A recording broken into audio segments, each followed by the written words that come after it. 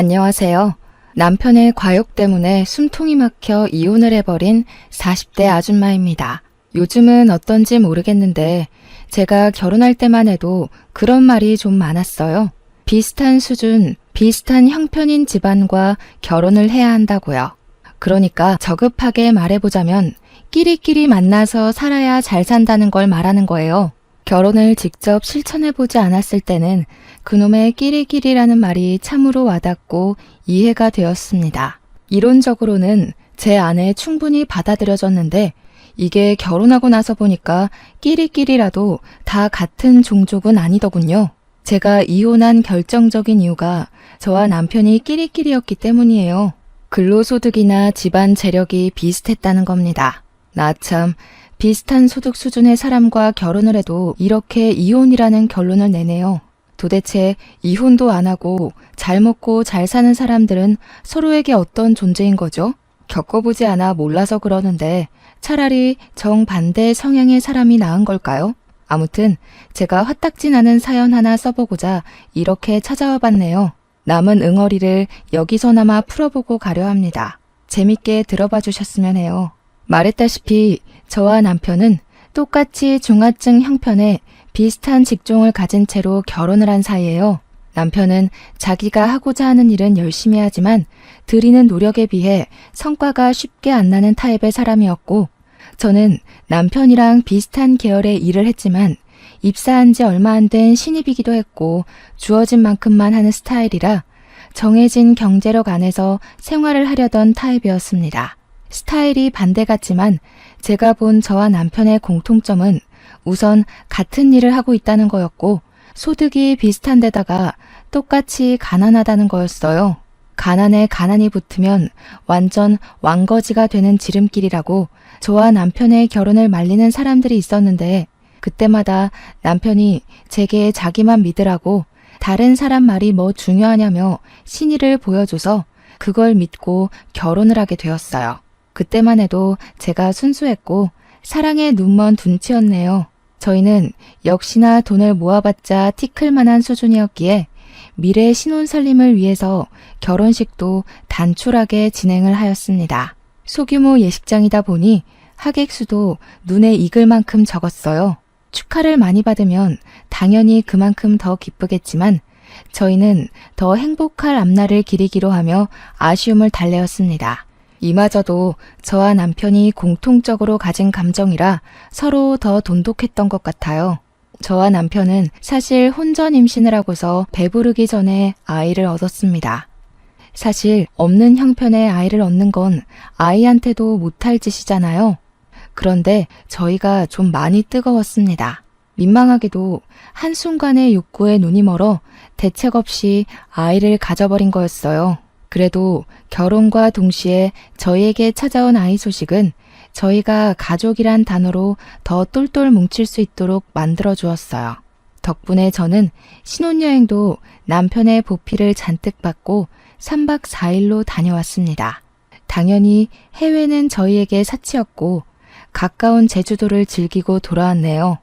남편은 신혼여행 갔다 오고 나서 바로 축의금 정리를 했는데요. 짐 정리도 안 하고서 거실에 앉아 축의금 장부에만 매달려 있었습니다. 한참 계산기 두들겨가면서 펜을 끄적이더니 갑자기 혀를 끌끌 차더라고요. 제가 대신 남편 짐을 정리하다 말고 남편한테 왜 그러냐고 관심을 보였는데 글쎄 남편이 뭐라고 한 줄 아십니까? 근데 너 인맥 관리 안 하냐? 축의금 액수가 왜 다 이 모양이야? 계좌에 들어온 액수도 째째하고 평소에 어떻게 살았길래 거금 주는 친구도 하나 없대? 인생 헛살았네, 헛살았어. 듣는데 굉장히 어이없는 거 있죠? 자기 하객수는 생각 안 하고 제 앞으로 들어온 돈만 보면서 고작 축의금 가지고 제 인성 문제를 논하는데 이거 저만 황당한가요? 그렇다고 남편이 저보다 월등히 많은 액수도 아니었습니다. 저희 둘 다 축의금 액수가 거기서 거기였다고요. 저도 축의금 장부를 얼추 봤었기 때문에 신랑 측 축의금도 엉망인 걸 알고 있단 말이죠. 그래서 남편한테 이런저런 부연 설명하면서 당신 액수도 그리 안 많지 않냐고 했거든요.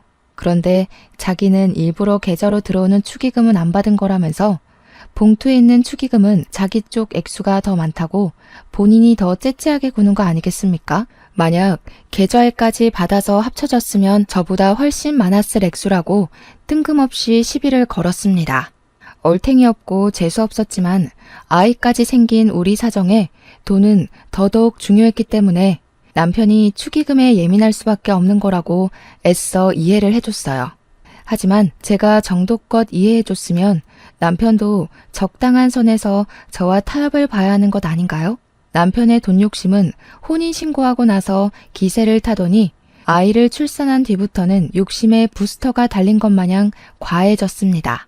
그렇게 돈이 좋으면 같이 힘보태서 빨리 모아야 될 생각을 해야 되잖아요.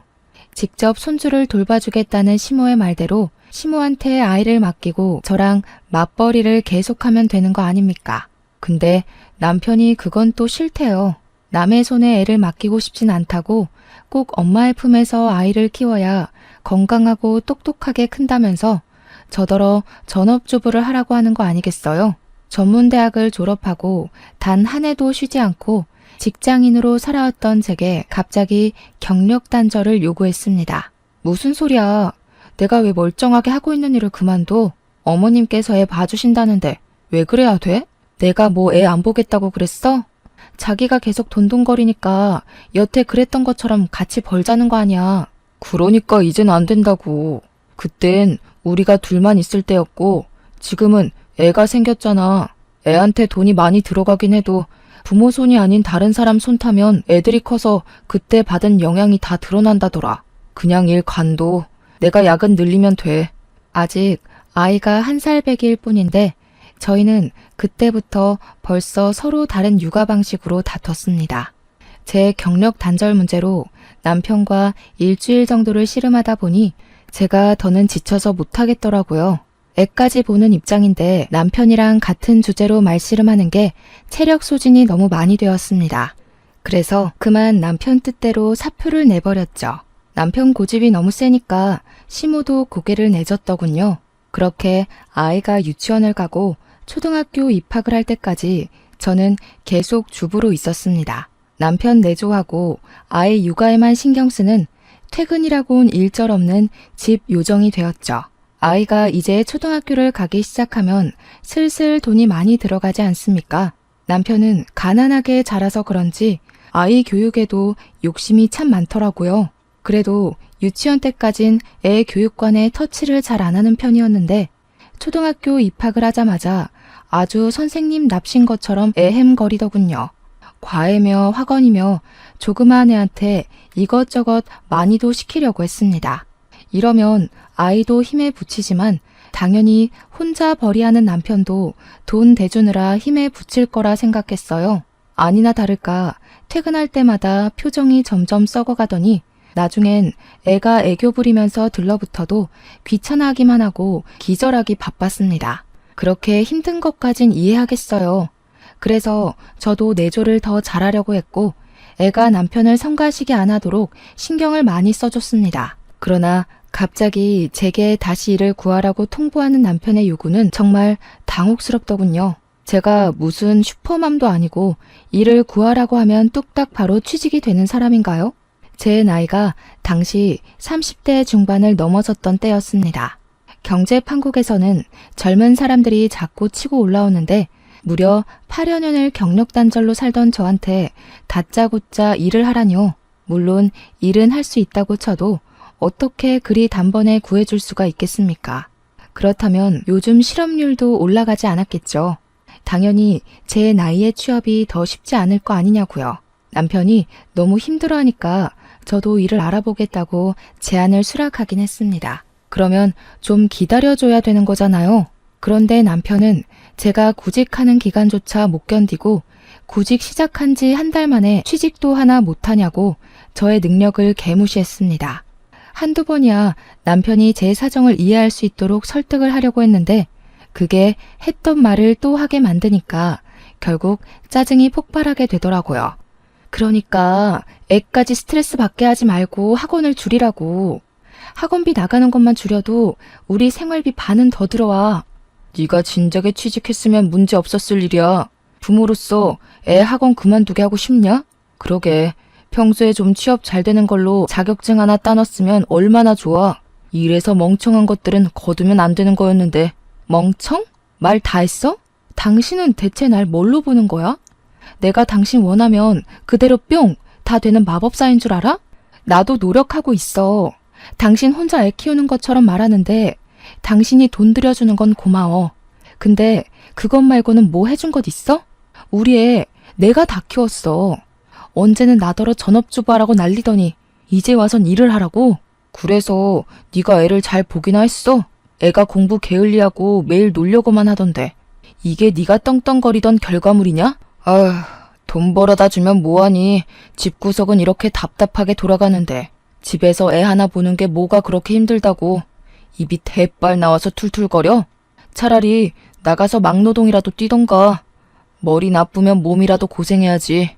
저야말로 남편과 대화만 하면 가슴 중앙이 갑갑한 게 아플 지경이었습니다. 남편은 갈수록 말이 안 통하는 사람으로 변질되어 갔어요. 애가 할 일을 미루고 놀고만 싶어 하는 이유도 다 남편 때문이었습니다. 어른들도 자기가 해낼 수 있는 역량이 있는데 아이라고 그 기준이 없겠습니까? 저희 애가 자기 역량보다 너무 과한 교육을 받는 탓에 스트레스가 늘어서 더 학원 공부에 손을 떼는 거였어요. 남편은 아이의 그런 모습을 볼 때마다 거기서 받는 피로함을 잔뜩 받아서는 저한테 우수수 풀어내곤 했습니다. 그냥 매일같이 싸웠다는 거예요. 제가 취업 준비를 한 지 2개월 차였는데 경력 단절 주부를 뽑아주는 곳이 정말 많이 없었습니다. 아예 전화 연락도 안 오는 것 보니까 지원서부터 떨어지는 게 분명했어요. 저도 충분히 답답한데 지켜보는 남편은 제가 아주 한심해 죽겠나 봅니다. 당신 대학 친구 중에 대기업 다니는 사람 있다고 하지 않았어? 그 친구 인맥 중에 당신한테 자금 도움이라도 줄 만한 사람 없냐? 그 친구랑 연락을 안 한 지가 언젠데 그 친구는 우리 결혼식 때도 안 왔어. 그 전부터 이미 연락 끊긴 사이라서 갑자기 연락하는 것도 웃기고. 저것 봐. 그런 식으로 인맥 관리하니까 네가 결혼 축하도 제대로 못 받는 거야. 같은 과 나왔다면서 그 친구는 대기업 다니고 당신은 겨우 잡일하다가 시집와서 살이나 찌고. 뭐라고? 말이 왜 그따위야? 기가 막혀서.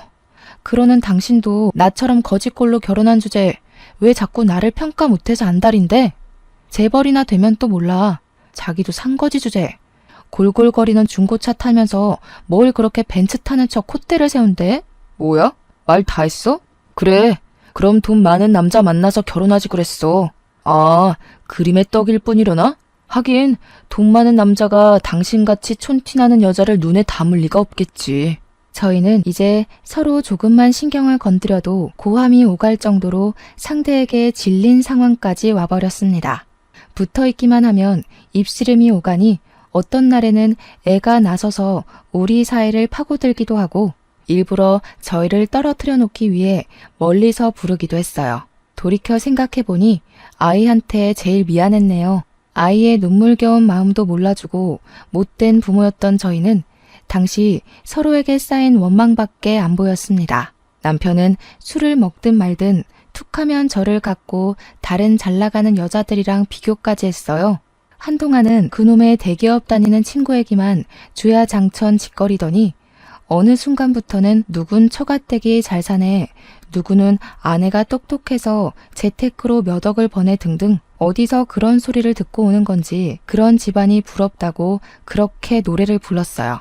저는 멀쩡한 정신으로 그딴 술주정을 듣는 것도 꽤나 스트레스였습니다. 그래서 남편이 과하게 취해서 온 날이면 몰래 몇 대 패기도 했어요.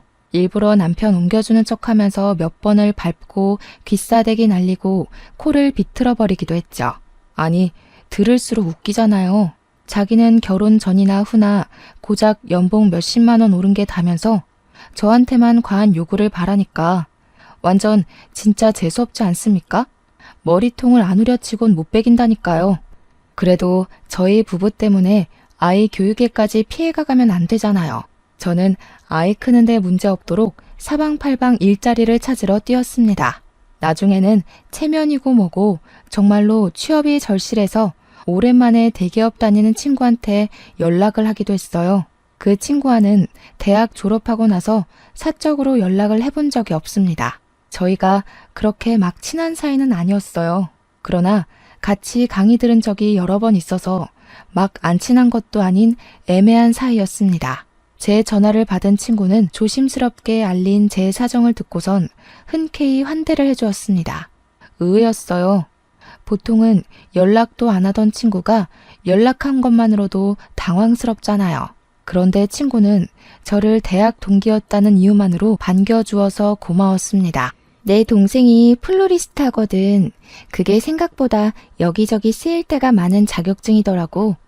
동생한테 말해놓을 테니까 내일 한번 찾아가 봐. 주부인 제가 바로 사무직에 뛰어드는 건 어렵다고 배려해준 친구 덕분에 저는 친구 동생네 꽃집에서 꽃꽂이하는 일을 하게 되었는데요. 친구 동생도 제게 미리 실습하면서 플로리스트 자격증을 따보라고 권유를 하더군요. 요즘은 호텔에서도 플로리스트를 고정 직원으로 뽑는다면서 자격증 따서 호텔로 취직해보라고 방법을 알려주기도 했습니다. 그래서 저는 친구랑 친구 동생 덕분에 적당한 수익을 받으며 일을 배우게 되었고 정말로 플로리스트 자격증을 손에 쥐게 되었습니다. 얼마나 감사한 사람들입니까? 친구랑 친구 동생이 아니었다면 저는 아마 막노동하면서 몸도 마음도 엄청나게 고생하며 늙어갔을 겁니다. 제가 경제활동에 보탬이 되기 시작하니 남편도 불같은 성격을 좀 죽이고 잠잠하게 굴었어요. 전업주부 시절 때보단 그래도 싸울 일을 굳이 만들지 않고 먼저 한 발 물러나 주더라고요. 그렇다고 부부 싸움이 없는 건 아니었습니다. 횟수만 줄었단 거예요. 그리고 제가 플로리스트 자격증을 딴 게 전부 친구랑 친구 동생 덕분이라고 했잖아요. 은혜를 얻었으면 보답을 하는 게 사람으로서 기본적인 도리가 아니겠습니까? 저를 남편의 등살로부터 구제해준 둘에게 너무 고마워서 저는 제 친구랑 친구 동생을 우리 집으로 초대해 식사를 대접하려고 했습니다. 그러나 친구는 일이 너무 바빠서 오지 못했고 친구 동생만 우리 집에 와서 같이 거하게 식사를 했는데요. 오늘 야근 때문에 늦을 것 같다던 남편이 하필 그날 일찍 퇴근해 귀가를 했습니다. 남편은 처음 보는 아가씨가 같이 인사를 나온 걸 보곤 피로에 절어있던 얼굴을 어색하게 펴면서 저한테 누구냐고 물어봤어요. 그래서 친구 동생을 남편한테 정식으로 소개를 해줬더니 남편이 금세 아가씨에게 호의를 보이더군요. 우리 와이프 구제해줘서 너무 고마워요. 언제 한번 인사드리고 싶었는데 이렇게 기회가 되네요. 꽃집 하시는 분이라 그런지 참 미인이세요.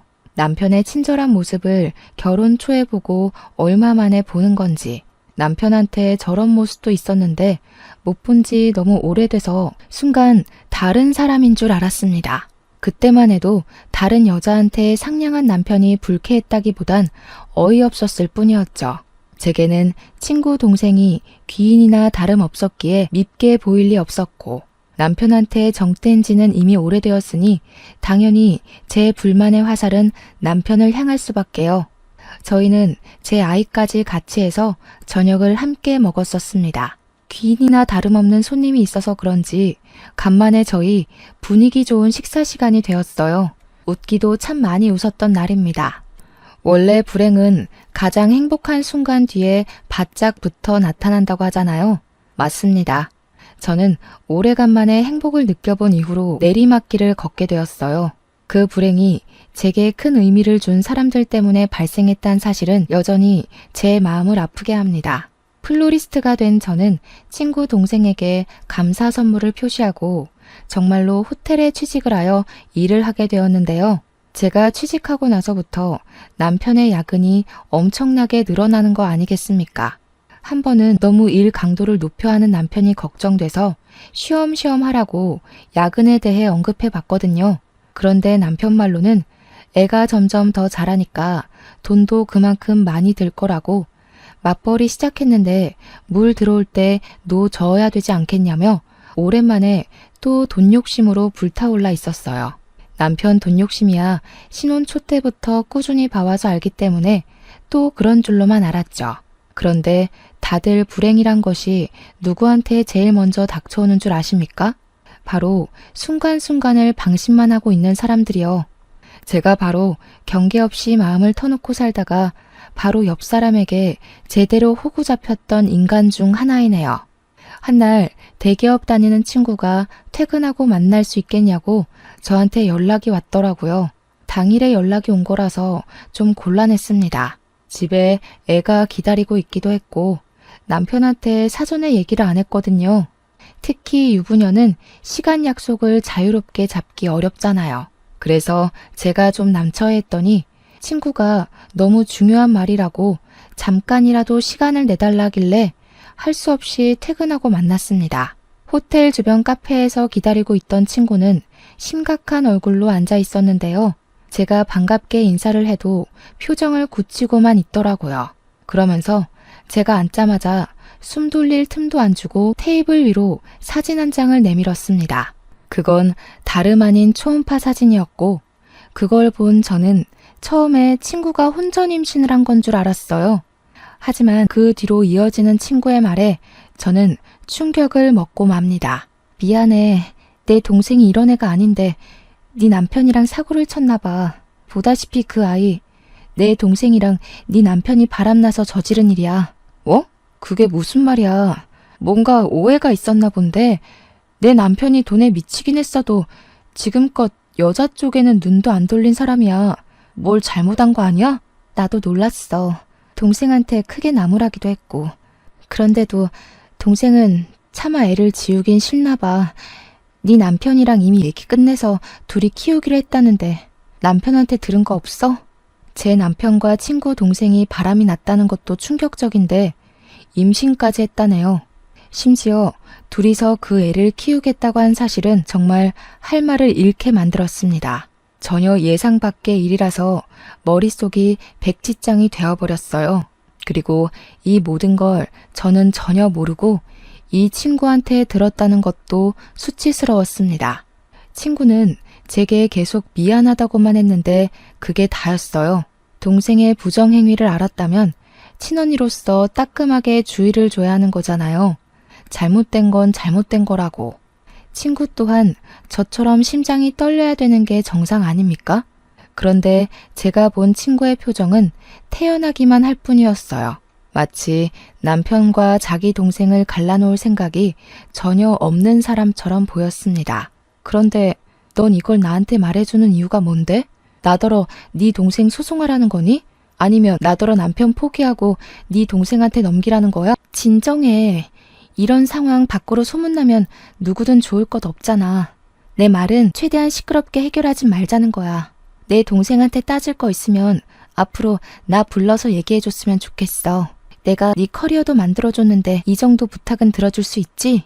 내가 이해 못하는 건지 모르겠는데 이 상황에서 그걸 따지는 게 정상인 거니? 내 남편도 미친 짓 했지만 네 동생도 마찬가지 아니야? 그럼 적어도 내 앞에 네 동생을 같이 데려왔어야지. 나한테 사과를 시키는 게 언니로서 해야 될 일 같은데 원하는 게 사과야? 그거면 돼? 그럼 네가 순순히 이혼해 줄래? 그렇다면 나도 너 시간 되는 날 맞춰서 용서 빌러 데려올게. 친구가 얼마나 뻔뻔하게 나왔으면 제가 여태까지 토시 하나 안 빠뜨리고 기억을 하겠어요. 분명 떳떳한 입장이 아닐 텐데 친구가 너무 침착하고 태평스러워서 오히려 제가 잘못된 입장인 줄 착각할 정도였습니다. 그것조차도 제겐 배신감으로 다가왔어요. 저는 그날 그 자리에서 살아생전 가장 고통의 무게에 짓눌려야만 했습니다. 불륜이라. 그러고 보니 왜 그 방법이 있나 생각도 못했네요. 그 친구네가 넉넉한 편이라는 건 대학 때 이미 알고 있었어요. 친구도 대기업으로 수익이 좋고 동생네 매출도 상당하니까 친정되는 집은 제가 알던 것보다 훨씬 더 풍요로워졌을 겁니다. 그러니 지난 저녁 식사 자리에서 그 사실을 알게 된 남편 눈이 도는 건 100번 양보해서 당연했겠네요. 제 남편이 돈에 미친 사람이라서 돈에만 목맬 줄 알았어요. 여자 집안을 이용해서 살림필 생각을 하고 있는 줄은 전혀 몰랐습니다. 저도 모르게 남편이 그 정도로 막장짓은 하지 않겠지라는 신뢰가 은연중에 있었나 봅니다. 바보 같게도 말이죠. 그렇게 부자인 처갓집 부러워하고 대기업 다니는 여자랑 저를 비교하더니 딱 그런 처가를 알아보고 불륜을 저질렀네요. 남편의 속내가 너무 시커멓게 잘 보여서 화가 나 미치겠더군요. 고작 돈 때문에 남편이 가정을 배반한 셈이지 않습니까? 능력 없는 제가 한없이 초라해지고 버려진 느낌을 도통 지울 수가 없었습니다. 심지어 그날 남편은 외박까지 했어요. 아마 친구가 남편한테 제게 모든 사실을 밝혔다고 언지를 줬던 것 같습니다. 남편 없는 그 새벽에 저는 모든 게 저를 돌아선 것 마냥 혼자가 된 느낌을 받았어요. 앞날이 너무 막막했고 무서웠습니다. 돈돈거리는 소리 듣기 싫어서 그렇게 핏줄 세어가며 싸웠는데 그렇다고 이렇게 불륜을 저질러버리라는 건 아니었거든요. 어떻게 그깟 돈 때문에 가족을 등질 수가 있나요? 토끼 같은 우리 새끼를 버릴 수가 있죠? 제 인생의 전부인 존재는 우리 딸 하나뿐이었지만 이 전부를 가질 수 있도록 해준 건 남편인데 그런 사람의 배신은 생각보다 큰 충격이었습니다. 같은 공간에서 숨 쉬는 것도 싫었을 만큼 미워했어도 우리 딸의 아빠라는 생각에 이혼까진 염두해 본 적이 없는데 저 혼자 이 가정 하나 지키겠다고 마지막 남은 예의를 붙들고 있었네요. 참 씁쓸했습니다. 그럼에도 제가 혼자가 아니라는 인식을 일깨워준 사람 덕분에 똑바로 정신을 차릴 수 있었어요. 그건 바로 무엇과도 바꿀 수 없는 딸의 존재였고 그저 엄마가 슬픈 게 싫다고 위로해주는 우리 딸애를 보고서 다시 기운을 차릴 의지를 찾았습니다. 그때부터 저는 이혼을 마음먹었고 저와 딸에게 상처를 준 남편을 망가뜨릴 각오로 결심을 하였습니다. 저는 친구가 지난번 제게 주고 갔던 초음파 사진을 챙겨서 여전히 가난에 허덕이며 살고 있는 시댁을 오랜만에 찾아갔어요. 손주를 데리고 연락 없이 찾아온 저를 시부모가 순수하게 반겨주었는데요. 내내 제 표정이 좋지 않자 걱정을 해주셨습니다. 시부모는 없는 살림에 시집 와준 제게 항상 고맙다고 하는 분들이었어요.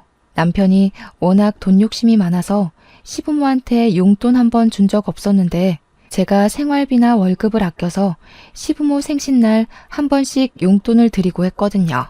제 마음을 갸륵하게 여겼던 시부모는 저를 자기 아들만큼이나 좋아해준 사람들입니다. 그런 고마운 분들에게 남편과의 결별 예고를 해야 하는 것이 참 죄송스러웠지만 제가 이미 딸이랑 저만 생각하기로 각오를 했잖아요.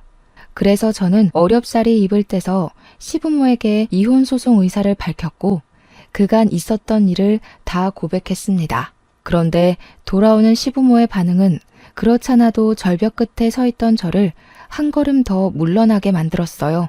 역시 팔은 안으로 굽는 게 맞는 건데 제가 뭘 기대했는지 모르겠네요. 제 이야기를 잠자코 듣고 있던 시부모는 자기 아들에 대해 실망을 하기보단 제게 대신해서 사죄하는 방법을 택했고 하는 말을 듣다 보면 결국 결론은 아들 편이라는 게 느껴졌습니다. 우리 아들이 제 나름 살 길을 찾다 보니 그런 만행을 저질렀나 보네. 죽어라 노력해도 우리 집 가세가 안 일어나니 돈 많은 처가 도움이라도 받고 싶었을 텐데 있는 처가라곤 그 나물에 그 밥이니 어미야 착한 네가 이해 좀 해줘라. 우리 아들 그간 이쪽 저쪽 지 가족 먹여 살리느라 고생을 너무 많이 했잖니. 네가 이혼만 해주면 우리가 너한테 돈 좀 떼줄게. 어머님, 불륜을 두고 그런 식으로 말씀 그렇게 하시면 안 되죠. 그게 지금 저를 앉혀두고 하실 말씀이세요? 어쩔 수 없이 남편 편드는 건 부모 자식이니까 제가 어떻게 이해해 보겠는데 저더러 용서해달란 소린 하지 마셔야죠. 저랑 남편은 피 한 방울 안 섞인 남이에요. 일말의 양심이 있다면 남편을 나무라셔야 하는 거 아닌가요? 그래. 우리가 다 미안하구나. 다 잘못했어. 그러니 그냥 이혼 좀 해주거라. 우리도 남은 생 새 사돈 도움받아서 기 펴고 살 생각하니 차마 어미 널 붙잡기가 싫은데 어쩌겠니. 어차피 우리 아들은 너한테 마음 떴다. 껍데기 안고 사는 건 너도 실증 날 거 아니냐. 아들 말 들어보니까 친구 도움받아 겨우 취직했다면서 먹고 살 길 마련해준 빚 갚는다 치고 눈 감아줘. 어이없지 않나요? 시부모는 자기들의 형편없는 자존심을 스스로 자책하면서 도리어 저보고 이혼을 해달라고 부탁을 했습니다. 무슨 이런 경우가 다 있는지 모르겠어요. 왜 다들 잘못을 저질러 놓고도 저렇게 뻔뻔하고 양심이 없는 걸까요? 분명 저는 가만히 있다 봉변당한 사람인데 누구한테도 사과를 받지 못했습니다. 이런 식이면 정말 사람 하나 매도하는 거 일도 아니겠어요? 다들 나쁜 일에 이렇게 쿵짝이 잘 맞으니 당하는 사람들이 뼈도 못 추리고 절망하나 봐요. 역시나 시가에는 잘해봤자 본전이거나 손해일 뿐인 듯 합니다. 제가 무슨 부귀영화를 누리겠다고 시부모한테 효도를 했는지 모르겠어요.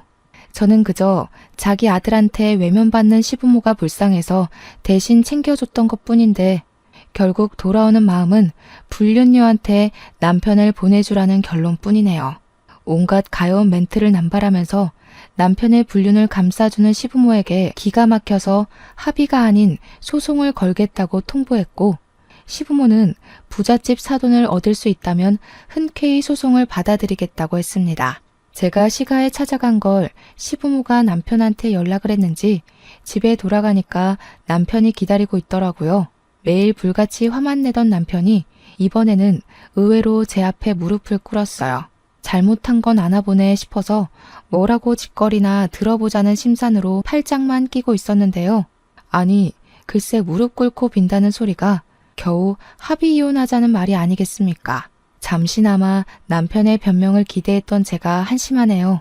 다른 사람뿐만 아니라 남편조차도 제게 뭘 잘못하고 있는지 판단이 안 서나 봅니다. 나 가진 것 없는 집안 자식인 거 알잖아. 안 그래도 형편없는 남자인데 소송까지 당하면 윤진이 집안에서 나를 받아주겠어? 이렇게 부탁할게. 양육비도 꼬박꼬박 보내고 이 집 명의도 당신 단독 명의로 다 바꿔줄게. 재산 분할도 필요 없어. 당신 다 가져. 그러니까 제발 나 몸만 건사하게 조용히 보내주라. 이젠 실망할 것도 없다. 당신은 살면서 나한테 내도록 돈 뽑아 먹을 생각만 하더니 결국 돈 많은 사람 찾아 떠나는 게 목적이었나 봐? 그래, 어디 등배 따뜻하게 잘 먹고 잘 살아봐. 그래봤자 불륜 가정이 얼마나 오래 갈지 모르겠지만 네가 한 약속이나 똑바로 지켜. 네가 분명 네 입으로 몸뚱아리만 나가겠다고 했다. 당장 각서 쓰고 지장 찍고 부동산 명의 나한테 다 돌려놓고 바로 꺼져. 그날로 남편은 제 말대로 자차까지 제 명의로 돌려놓고 저한테 합의 이혼을 받아내 저희 곁을 영영 떠났습니다. 남편 보내고 나니 같이 산 수년의 세월이 송두리째 날아간 게 뼈아프게 느껴지더군요. 구멍난 가슴에 바람이 숭숭 들어서 한동안은 회의감이 들었습니다. 그래도 별 볼 일 없는 놈이란 거 알았던지라 하루 지나고 나니 역시 이혼하길 잘했단 생각이 들더라고요. 남편이 자기 짐은 필요 없다고 빼다 버려도 좋다길래 시가로 보내려고 정리 중이었는데 생각해보니까 남편이 상간녀 소송하지 말란 조건은 내걸지 않았더라고요. 아무래도 이혼하면서 제가 재산을 다 몰수해온지라 어찌 보면 이득 본 이혼을 했는데도 상간녀 소송은 해야겠는 거 있죠. 잘못을 모르는 건 남편도 시가도 마찬가지였지만 상간녀 집안도 제대로 배워야 될 거 아닙니까? 뭐든 처음이 쉬우면 그 다음은 실수가 아니라 습관이 되는 거잖아요. 친구한테 받은 은혜를 완벽하게 갚아주지 못해 좀 찝찝했는데 이렇게 잘잘못을 가르치는 참교육으로 보답을 한다면 친구랑 친구 동생한테 큰 배움이 될 거라고 봤습니다. 그래서 소송했어요. 그랬더니 상간녀한테서 바로 전화가 오더라고요. 당연히 안 받았죠.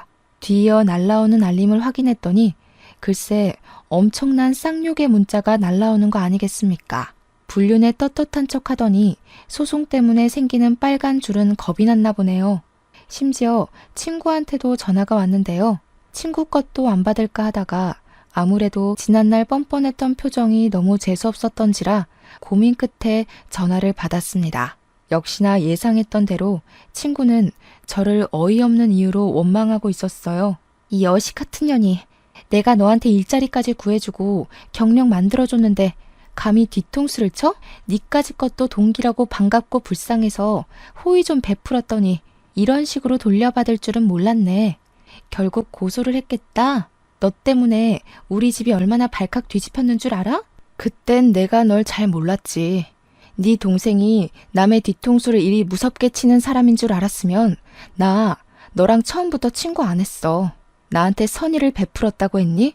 그 말은 네 입으로 네 동생이 쓰레기라서 사고친 걸 왜 너한테 갚아주냐? 그걸 따지고 싶은 거야? 넌 선의만 베풀었으니 동생 문제는 모르는 일이다. 뭐 그런 거니? 말 좀 똑바로 해봐. 대기업 다니는 년이 문장 구사력이 왜 이렇게 딸려? 진짜 돌았구나? 비렁뱅이 주제에 입에 풀칠할 수 있도록 뒤 좀 봐줬으면 눈치껏 기었어야지. 지렁이도 밟으면 꿈틀하는 거 보여주고 싶었나 본데. 야, 너 딱 기다려. 내가 가서 제대로 밟아줄 테니까. 무작정 전화를 끊어버린 친구는 정말로 저희 집까지 찾아왔습니다. 상간녀인지 남편인지 친구한테 집 주소를 알려주었겠죠. 다 같은 한통속이잖아요. 초인종도 안 누르고 주먹으로 현관문을 무작정 내려치는 수준이 벌써부터 저급하다는 걸 드러내고 있었어요. 저는 딸애를 방으로 피신시킨 후 대문을 열었습니다. 친구가 막무가내로 저를 밀치며 넘어뜨리더군요. 그러면서 제 머리를 잡는데 순간적으로 일어난 일이라서 허우적거리기만 하다가 겨우 친구 얼굴을 확인했습니다. 별것도 아닌 게 까부네. 우리 아빠가 누군지 알아? 동네 잡일하는 너네 아빠랑 달리 우리 아빠는 무려 2급 공무원이야. 우리 아빠한테 말만 하면 찌꺼기 같은 너네 부모님 순식간에 쓸어버릴 수도 있어. 까불 사람한테 까불어야지. 알았으면 당장 고소 취하해. 무릎 꿇고 고개에 쳐박아야 되는 입장이면서 돈 있고 빽 있다고 기세등등하게 나서는 친구 꼴이 같은 어른으로서 무척 쪽팔리더군요. 어쩜 전 남편과 다를 게 없는 건지 보니까 끼리끼리 잘 어울린 듯 싶었어요. 저는 손 뻗으면 닿는 곳에 있는 빗자루를 뽑아다가 친구의 다리를 냅다 쳤습니다. 중심 흔들려 쓰러지는 친구의 머리채를 잡고서 현관문 밖으로 밀어버렸어요. 아, 너네 부모님이 그렇게 가르쳤나 보구나? 집에 돈이 많으니까 온갖 쓰레기짓 다 저지르고 다녀도 얼마든지 돈으로 해결해 주겠다고? 그럼 그렇지. 집안 자체가 저급한 문화를 가졌으니 불륜 정도야 누워서 침 뱉기 수준이겠지. 그런데 어쩌냐? 너는 방금 네 입으로 네 약점을 드러낸 거나 마찬가지야. 나한테 너를 밟을 수 있는 방법을 친히 알려준 셈이라고. 대기업은 무슨... 역시 멍청한 년이네. 미친년이 뭐라는 거야. 내가 이 옷 세탁비도 물을 거야. 네 수준의 네 월급에 몇 년을 시달려야 갚을 수 있는 옷값이거든? 네가 감히 우리 집에 먹칠을 하고도 무사할 것 같아? 살고 싶으면 당장 소송 취하라고. 너네 그 잘난 집에는 소송이 제일 약과일 텐데 진짜 취하해도 괜찮겠어? 소송 취하하면 그 다음에 네가 알려준 약점밖엔 답이 없는데. 너희 아빠 2급 공무원이랬지? 과연 네가 네 아빠 발목 잡는 짓을 해도 너희 아빠가 돈으로 해결을 해줄까? 내가 죽을 때까지 쫓아서 너네 아빠 권위 무너뜨리는데 온갖 짓을 다 할 건데 그거 감당할 자신 있어서 고작 소송 가지고 이 난리니? 자기 아빠 얘기를 하니까 그제야 친구 표정이 살짝 흔들렸습니다. 자기가 가진 백은 아빠가 다인데 그걸 망가뜨리겠다고 한 거니 주춤할 수밖에 없겠죠. 높은 위치에 있을수록 겸손하고 조심해야 한다는 걸 망각한 모양입니다. 오작 거지 나부랭이 말에 내가 쫄기라도 할 것 같아? 우리 아빠를 걸고 넘어지시겠다. 그럼 너네 부모님은 무사할 것 같니? 누가 누구더러 멍청하다 지랄하는지 모르겠네. 그래, 어련하시겠어. 불륜이 뭐 자랑이라고 동네 떠나가라 따지고 있는지 모르겠다.